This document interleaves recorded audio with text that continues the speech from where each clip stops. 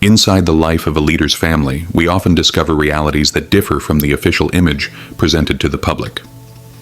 Ibrahim Traoré, the young leader of Burkina Faso, is known internationally for his emphasis on simplicity, sovereignty, and dedication to his nation. Yet, questions are increasingly being raised about the lifestyle of his wife, Juana Traoré. How does the spouse of a leader who promotes modesty and self-reliance live? And what does her presence represent in the wider African political and social landscape? To understand this subject, it is necessary to first examine the political backdrop of Burkina Faso and the figure of Ibrahim Traoré himself. Rising to prominence in 2022, Traoré presented himself as a leader who aimed to defend national independence, curb external influence, and restore dignity to the people of Burkina Faso. He was portrayed as part of a generation of African leaders challenging long-standing systems of dependency, particularly in relation to Western powers. Historically, Burkina Faso has faced significant political instability. The legacies of leaders such as Thomas Sankara, often referred to as the father of Burkina Faso's revolution, still shape national discourse. Sankara emphasized simplicity, self-reliance, and integrity in leadership, values that Traoré is often compared to. In international diplomacy, Traoré has taken strong stances on sovereignty and cooperation with non-traditional partners, opening the door to new alliances with countries in Africa, Asia, and beyond. This political context is important because while Traoré is often seen as a leader close to his people, questions have emerged about whether the personal lives of those around him reflect the same principles. The role of the First Lady in many African nations has historically gone beyond symbolism. It has included social projects, cultural diplomacy, and charity initiatives. Yet, the image projected by Juana Traoré has led to widespread debate.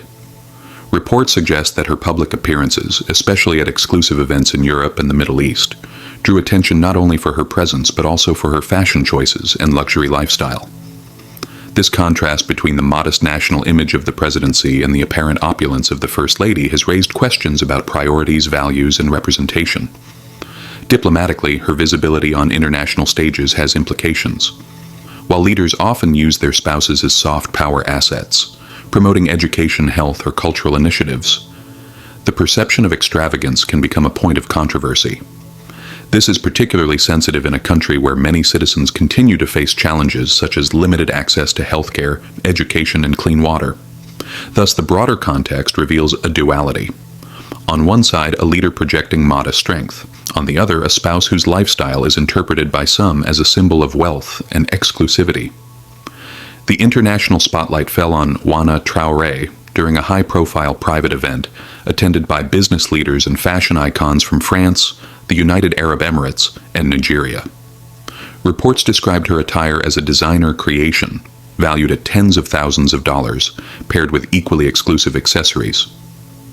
Observers noted diamond jewelry, branded handbags, and luxury footwear, creating the image of a woman positioned among the global elite. Beyond fashion, attention has also been drawn to her reported collection of vehicles. Sources suggest her garage includes models such as the Rolls-Royce Cullinan Black Badge, Lamborghini Urus, and Mercedes G-Class, cars valued in the hundreds of thousands of dollars, with some allegedly registered abroad. Another focal point is air travel. Reports indicate that the aircraft most associated with her movements is a Gulfstream G650ER, considered one of the world's most expensive private jets. Valued at around $70 million, it is capable of long-distance flights without stopovers and features interiors often described as comparable to a palace. From handcrafted carpets to Italian leather seating and personal cinema rooms, the aircraft reportedly represents the pinnacle of private luxury. Travel patterns linked to Juana Traoré reportedly include frequent visits to Paris, Dubai, and New York, often tied to fashion shows, private events, or shopping. The operational cost of such flights, estimated in the hundreds of thousands of dollars per trip, has become a matter of public speculation. While official statements from government representatives have been absent, these reports circulate widely, fueling discussion within Burkina Faso and abroad. Daily lifestyle details, including exclusive culinary preferences, have also emerged in media reports. Accounts describe luxury breakfasts featuring rare fruits, premium coffee varieties, and imported delicacies served in designer tableware. This stands in stark contrast to the reality of many citizens who face economic hardship in everyday life. It is important to note, however, that much of this information comes from secondary reporting, often lacking official confirmation. Nonetheless, the persistence of these narratives has shaped perceptions, both domestically and internationally, about the role and image of the First Lady of Burkina Faso.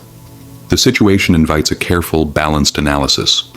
On one hand, the spouse of a head of state often symbolizes national prestige, and it is not unusual for leaders' families worldwide to engage in high-profile appearances or maintain lifestyles that project wealth and influence. In diplomatic circles, image carries significant weight, and projecting an aura of success can be seen as reinforcing a nation's standing. On the other hand, the realities of Burkina Faso present a sharp contrast.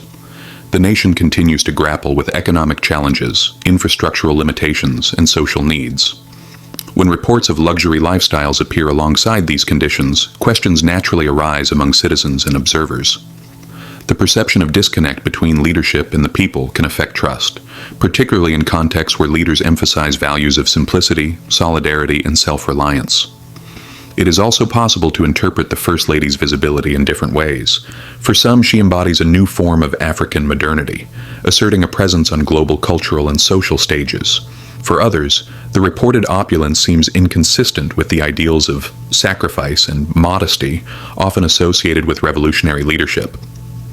Ultimately, the discussion highlights the complex interplay between symbolism, perception, and reality. Leadership in the modern world is not only about policy or governance, but also about the personal images projected by those in power and their families.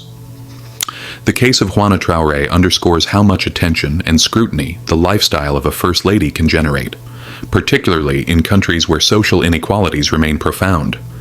The life of Juana Traoré, as reported, stands at the intersection of wealth, symbolism, and public perception. Whether viewed as an expression of prestige or as a troubling contrast to the realities of everyday citizens, her image continues to provoke discussion. In a nation where simplicity and resilience have long been valued, the question remains: how should the role of a First Lady be defined in today's Africa? Is it to embody modesty, aligning closely with the daily experiences of citizens, or to project influence and prestige on international stages? The answer is not straightforward, and perspectives will differ.